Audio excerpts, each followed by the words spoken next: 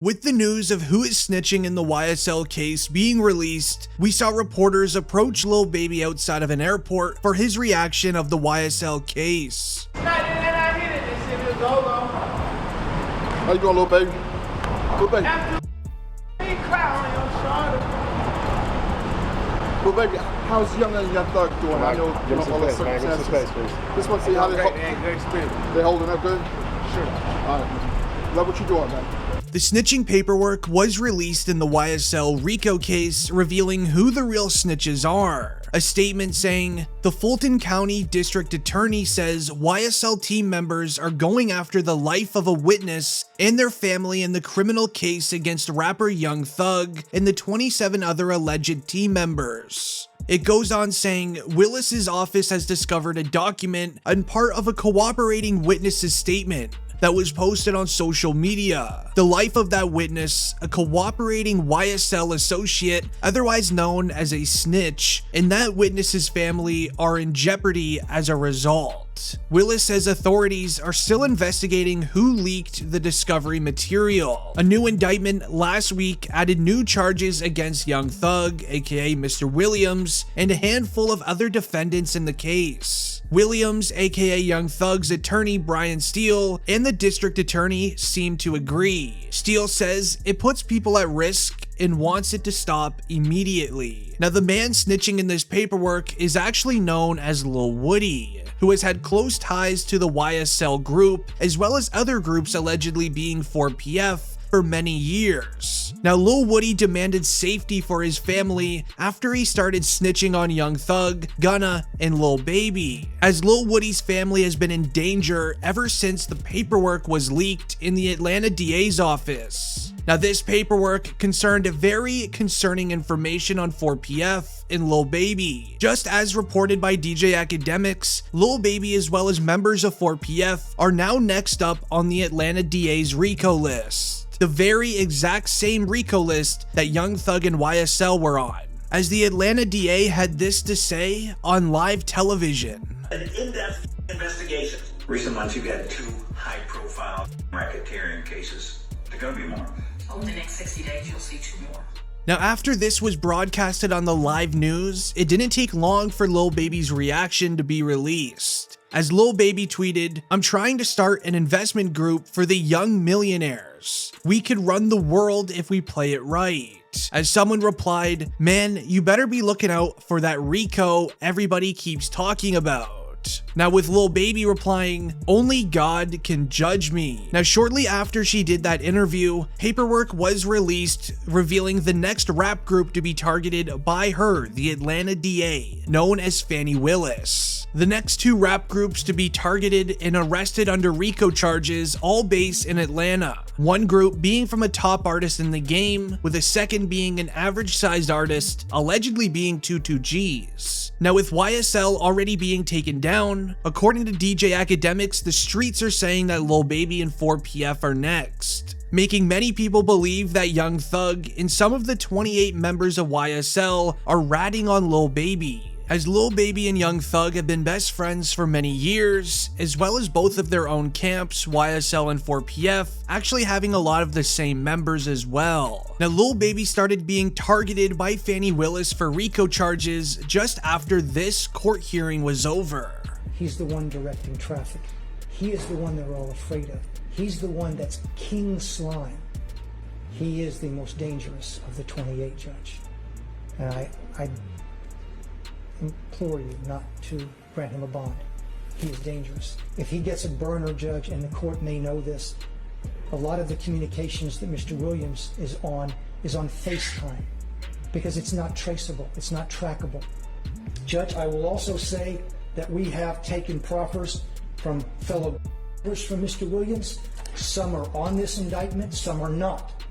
They have stated uniformly that Mr. Williams is dangerous. They are afraid of him, that if they cross him, he will them and their family. And they were very clear about that. Concerns that this court has is danger to persons and to intimidate other witnesses and obstruct the administration of justice. So and for those reasons in the aggregate, I'm going to deny bond at this time. Now, prosecutors revealed a few members of the 28 arrested originally are now creating proffer deals with the feds. One of them being Lil Woody that I shared earlier in the video, as they have been giving the feds information and evidence on Young Thug in exchange for a lesser prison sentence for themselves. As on August 19th, YSL Kingpin Young Thug had his third bond hearing. During this hearing, Young Thug was denied bond once again after prosecutors gained a bunch of new evidence against him. As it stated, Young Thug was denied bond yet again on Thursday during a heated hearing in his Rico case where his lawyer suggested the Grammy-winning rapper is the subject of a law enforcement vendetta dating back to a 2015 drive-by of Lil Wayne's tour bus. Also in the same year of 2015, rival street member Donovan Thomas Jr. sadly passed, as prosecutors say that Young Thug had major involvement in it.